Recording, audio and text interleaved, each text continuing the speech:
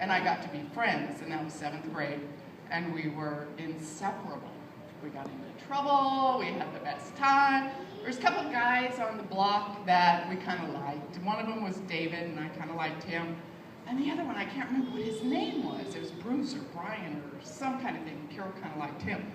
So I told my parents that I was going to be at Betty's house, and she told her parents she was going to be at my house.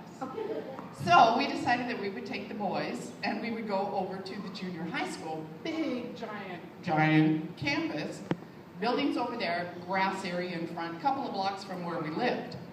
So we're trotting over there, the 4 of us, and I don't know what Carol and what's-his-face did over there. They kind of separated, and Dave and I went over there, and we really didn't do anything. I don't think we even kissed them.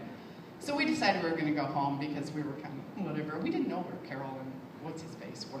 So David and I start to walk across this big grass area to the fence to go home. And out in the distance, we see this figure walking towards us. And as we start walking that way, and this figure is walking this way, we go, holy shit, that's Bette. We go, oh my God, we are busted. So we kind of we're walking, and we're getting closer, and we're getting walking, and there she, where's Carol? Oh, I don't know, she went that way. So David and I tear off that way. We're going, oh no. So I don't know what the scene was when Carol and Betty met, but I know she went home and whatever. But we didn't get separated that time. Another time, Carol and I were out trick-or-treating, and my parents were here, and whatever. And it's time to go in. We're still in junior high school, and Carol and I meet on the corner. Here's Betty trying to get us to come home. And we're going, wait, we've got these 2 eggs. We've got to throw them at somebody's house. We've got these. Betty goes, all right, hurry up.